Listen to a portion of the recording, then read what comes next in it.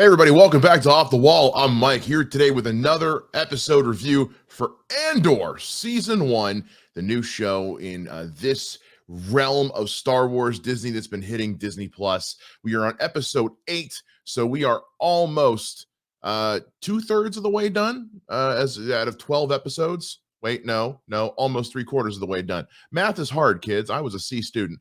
But in this episode, we're following Cassian as he is now being ingested into this prison under a fake name after his really wildly, you call it farce of a trial at the end of the previous episode. And this was an episode that was all about continuing the world building because we really get to see like how the prison system under the Empire is working in this era of Star Wars. It was very Shawshank Redemption.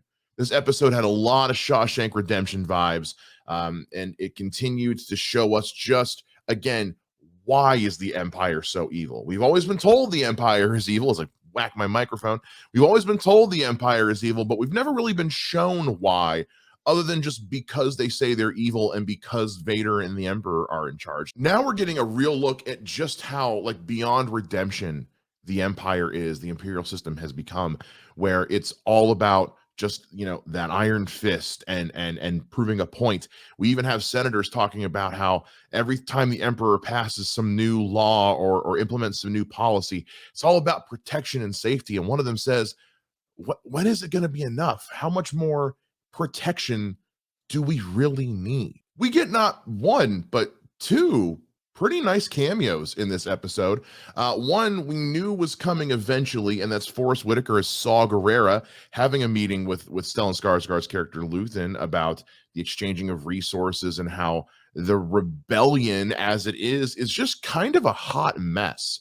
There's no real rhyme or reason to any of it. The Empire thinks there is. They think it's some big coordinated effort, but he says there are people who just go by the name separatists. Some go by the name neo-Republicans. Some people go by these other names. We're just a little hodgepodge motley crew of non-connected cells that aren't working together, and it's not going to work out for us in the end if we can't come together in some way, which is an interesting take because we know that eventually Saw is kind of the only member, the only sect really of the rebellion in Rogue One that's just kind of kept at arm's length. Everyone's like, nah, we all get along.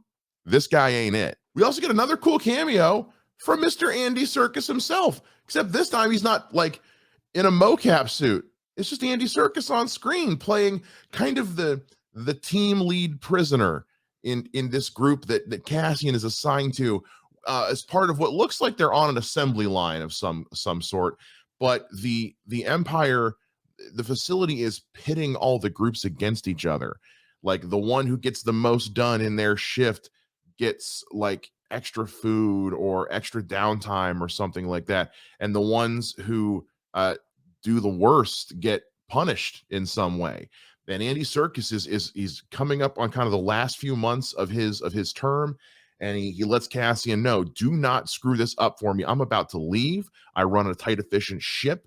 You know, look at this like a game, like a sport. We're on the same team. Just get it done.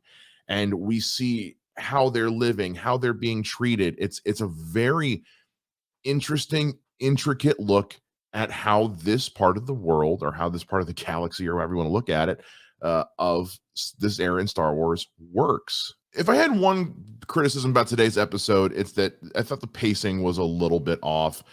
Sometimes it would be very fast moving. Other times it would be a little on the slower side, even for this show, which normally doesn't bother me, but they crammed quite a bit in here. But it felt a little uneven at times. Everything to do with Cyril, who is the Kyle Solar character, is kind of starting to almost take a back seat to everything, which is interesting because that was the main focus of the first 3 episodes. But now it's just kind of, it only amounts to a couple minutes of screen time pretty much since then. And I'm starting to wonder where they're actually going with this. When I saw him in his meeting with the Lieutenant Miro, I was so sure she was ready to bring him into the fold and say, hey, I'm trying to deal with this thing. You seem to have had some boots on the ground of knowledge and experience with this. I need you to come help me crack this egg. And she's still kind of dismissive of him, which is an interesting take. I would have figured she'd be trying to grab any resources she could, but she kind of, she lets him read the report, but other than that, she still kind of keeps him just kind of out of the way. And I'm starting to see a weird shift with Cyril. I'm almost starting to wonder, is he going to turn against the Empire? He's been such a company man and such a loyalist throughout this whole thing and wanting to prove himself and redeem himself. And I'm starting to wonder if between the way his mother is treating him and the way the Empire is treating him, is he about to just say screw this and turn tail? I can see it going either way right now, but we haven't spent a lot of time with him at all. I mean, at one point we had an episode where he wasn't featured once. During I think it was episode 4 or 5, he wasn't in there at all. So now I'm starting to wonder, what are we doing with this guy, especially considering he has got second billing under Diego Luna. So I'm really wondering what we're gonna do with this guy, and it's kind of starting to fade from my interest, if I'm being totally honest. They haven't done much with it. He's kind of in the same spot now that he was at the end of episode 3. So in 4 episodes, we haven't had any real development with this guy. I'm starting to just kind of not care. We also see that Mon Mothma is continuing to try to garner financial support for what she's doing under the guise of charitable causes. She's trying to get access to her family's fortune that she's supposed to have control of on her home world, but because of the new imperial regulations, it's almost impossible to get a hold of. She even says she has a personal account of 400,000 credits that she can't touch, and under the guise of charitable causes, she's trying to get this money to her people in the rebellion, whatever side she happens to be on. And we're seeing as she's slowly starting to feel around for how other people are feeling, and it's in those moments like we talked about earlier where she's starting to notice people don't love where things are going. I'm not alone in this. I might be alone in how strongly I feel, but more and more people, more and more senators, people in the higher ups even, are starting to become disillusioned because even they're starting to be affected by this. Like, I guarantee Mon Mothma was not the only one having trouble getting a hold of her money. And sooner or later, when you go for the money, when you start to affect the money, that's when people start to fight back. In case in point, we saw that with the Empire. Once the rebellion hit them in their pockets, suddenly it was new regulations, new policy, harder discipline, because they mess with the money. Well, the Empire at the same time is messing with the money of their supporters. So I'm curious to see if that's going to lead to a balloon effect in the rebellion that's going to eventually get us to where we're at in Rogue One and the rest of the Star Wars story. Also, I know I've been kind of hit or miss critical with the music of this season. I thought the music this particular episode was very good. To me, the music this episode really harkened back to episode 1 of the season. It was very 80s synth, very Vangelis-esque, reminded me of Blade Runner a lot at times. I thought the score was very good, kind of a synth neo-noir type score.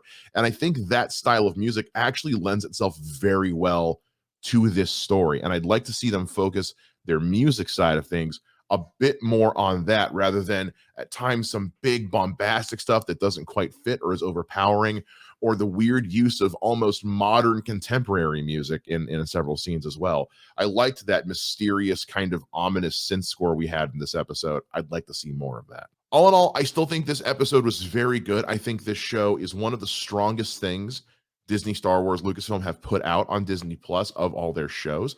It's starting to climb the ranks very high for me as far as their Star Wars content and as far as series that just in general that I have seen this year. And that's saying that we just finished House of the Dragon. We had the Orville. We had The Boys season 3. We had we had a lot of great series this year.